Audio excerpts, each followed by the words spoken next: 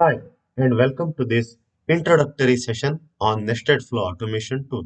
In this session, we will see the ways to automate Windows desktop-based UI elements with NestedFlow automation tool.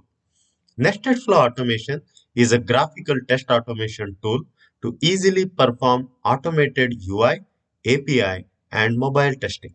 In this example, we will try to automate Windows calculator.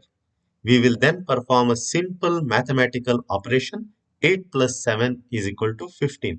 We will then validate the results and we will finally close the calculator. Let's open the calculator.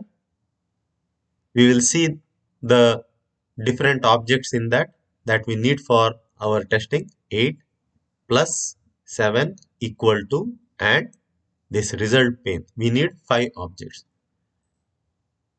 As a first step, in creating the test scripts, we will drag and drop start and stop blocks to the canvas. In this tool, you can drag and drop start and stop blocks only once because each script has only one start and stop blocks. If you try to do multiple times, it will not create again. So each script will look like a flowchart, and we are connecting all these components together using connectors that you see here. I will now drag invoke object and I will use this bent connector. I will start close to the start object and I will leave the mouse close to this invoke object. I am performing it again. So I will click on this connector. I will press the mouse close to the start block. I am not on the start block, but I am close to the start block. I will drag it, keeping the mouse clicked, and I will release the mouse just close to this object, and the tool will identify the from and to objects and it will create the connector. I will add exe to be opened, that is calc.exe. I will name this block as invoke calculator. You can see the connector name also changing accordingly. Once the tool is opened, you need to wait for the window to completely open. Wait for window.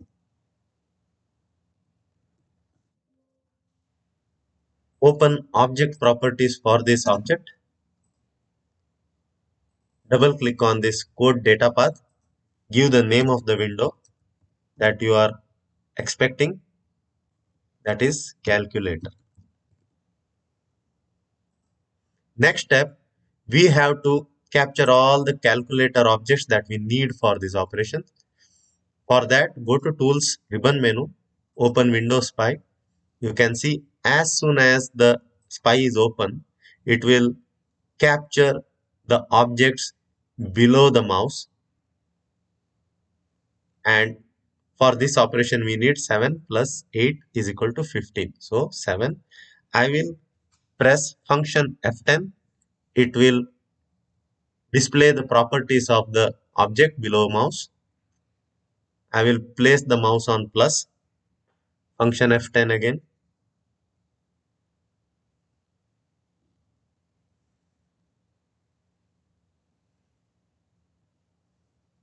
And finally, I will capture the display result. You can see the result now displayed is 0. So the name of the object is display is 0. I will stop capturing. Now if you see, the identification is not happening. Only when I invoke it, it happens. Now I will double click on each of these objects so that it comes to the object list here. When I click on this return object, All the objects are available in the object list. I will drag the entire object page here.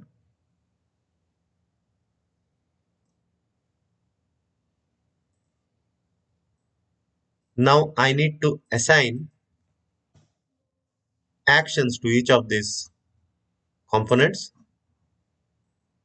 Button click is nothing but inbuilt Windows function which is associated with every Windows button. Windows action will be simulated.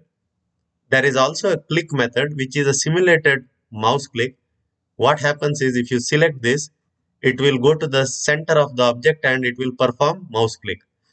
But since button click is available and all the objects here are mostly buttons, so this is more effective. You can as well choose click, it will behave the same way.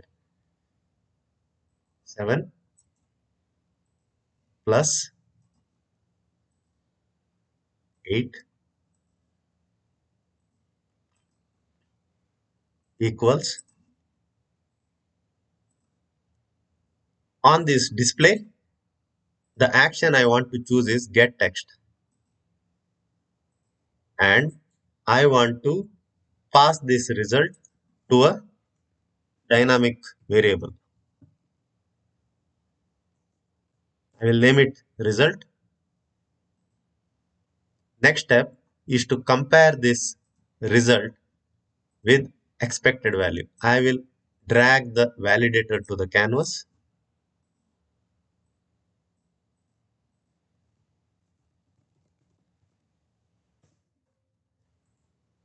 It will have option to compare values.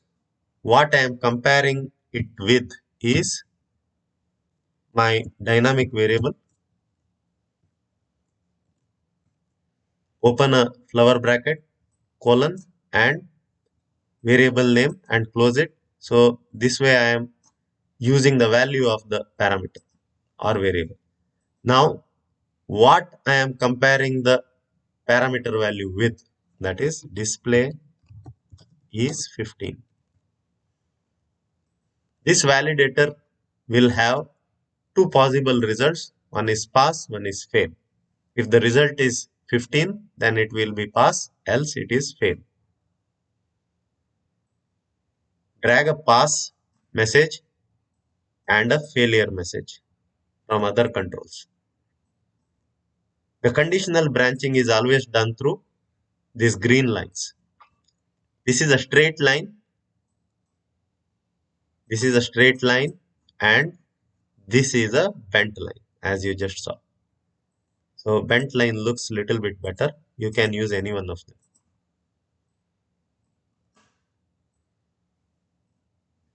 I will name this as success. This one as failure.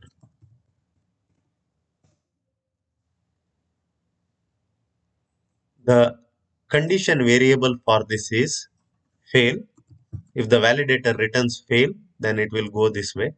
If the validator returns pass, then it will go this way. I need to now give message success. Validating. Let's display the result.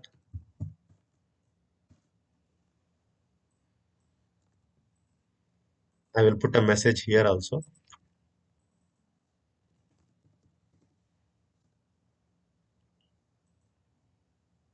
Next step, I have to close the calculator,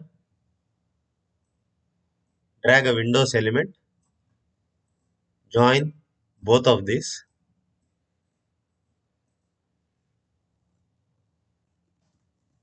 I will name it close calc.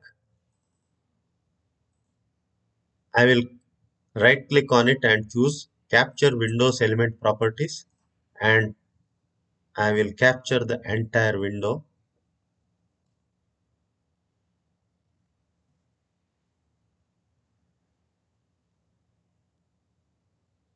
And I will return that. So only one object will be returned. You can see the property of that object. And the action I want to choose here is close window. Let me close this calculator window because it will open during the execution. I will join this to the stop block. Now this is my completed script. It will open calculator, wait for it to fully load, then perform 8 plus 7 equal to, and it will capture the result, validate it, and then close the calculator. Let me save this script and overwrite over my already created script. Let me run this one. In the flow options ribbon menu, click on execute flow. The actions are completed. You can see the calculator is closed. When you open the log,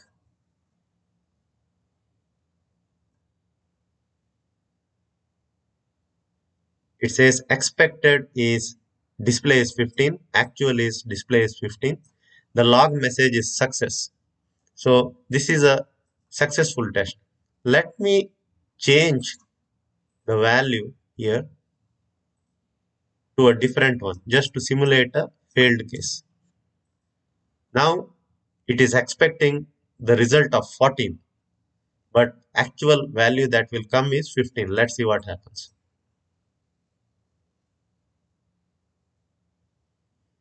When you open the log this time,